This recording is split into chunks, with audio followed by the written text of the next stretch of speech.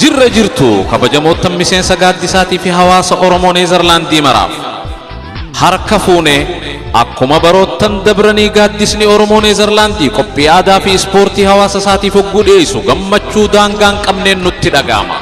Har'aas akkuma kalee hawaasa keenya waliin fiduun qophii aadaa fi ispoortii daa'imman wal barsiisuu wal dorgomsiisuu sagantaa fuulduree isaa tan guyyaa 11 ji'a 8 bara 2017 qophii isaa xumuraati jira. Isinis akka dhuftanii qoodarraa fudhattan isin afeera'a. Iddoon qophii teenyaa yookiin galma aadaatii fi dirreen ispoortiidha yeroo siitii wajjin akkuma armaan gaditti barreeffamu ta'a. Yoomi kana qofa walaloo fi yadaloo weedduu fi goofata dooyilee adda addaa artistootan keenya bebbeekamoo kan akka Abdoonaawii, Maadii Sheekaa, Tasirraa Maadii, Ruumiyaa Sheekaa akkasuma kanneen biraallee isin bashannansiisuudhaaf qophii addaa isinii qopheessaati jira. Kanaafuu akka dhuftanii qoodarraa fudhattan isin afeerra. Yoomi kana qofa obbo Nuuraddiin Bowtar nama jedhaniin kana beeytuu laata? Qophiin gaaddisni Oromoo Neezerlaandii qopheesse tan baranaa tan baroottan dabraniitiin waan adda isii taasisuutu jira.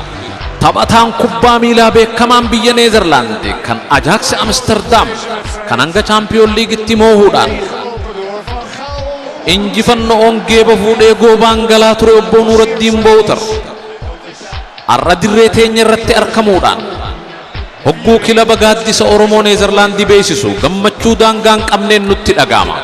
Gaaddisa Oromo Nederland. We zijn bij elkaar om in ieder geval de talenten van Oromo uit te nodigen.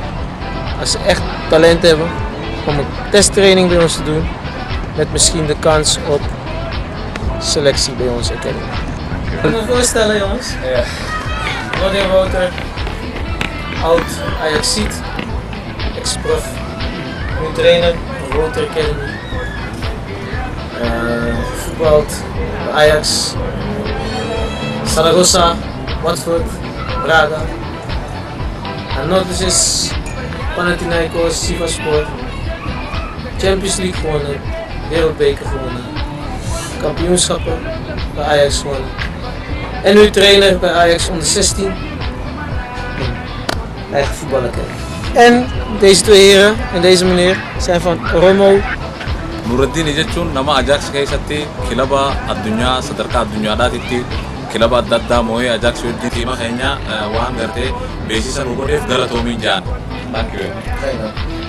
Oké, Gaaddisa, Oromo, Nederland.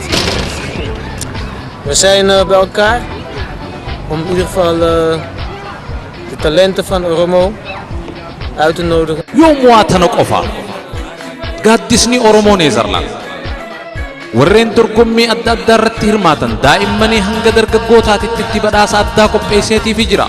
Koottaa, dhihaadhaa, dorgomaa, injifadhaa, geeba fudhaa, goobaan galaa isiniin jaa gaaddisni Oromoo Neezerlaand.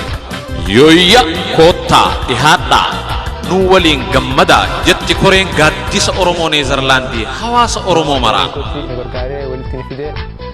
Nanti amat aku faham setiap amat aku faham itu faham amat ini bisa kerja dulu tidak lewat video berkarya seperti tim akan mendat.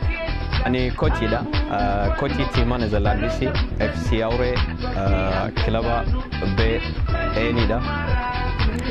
Ya tima guddaa wajji qabanne tima ganda khajju ini qabanne hara biraatiin achiin dandeettiin qabuun tollee Oromoo walitti fide akka isaanis keessatti kubbaadhaan jajjabaatan irratti dalaguutti jira.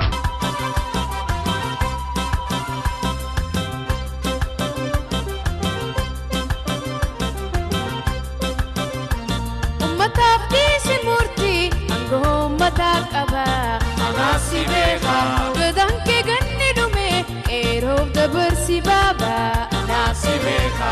Ummataaf dhiisi murtii aangoo uummataa qaba. Anaasi beeka. Gadaan kee ganni dhume eeroof dabarsi baaba. Anaasi beeka. Namni Oromoo marti warreen fixattan gadaa. Anaasi beeka. Yeroon teessan raawwatte dhaloota qubee muudaa. Anaasi beeka. Akkasii akkasi isinirraa akka qeeroof gadhiisaa bakka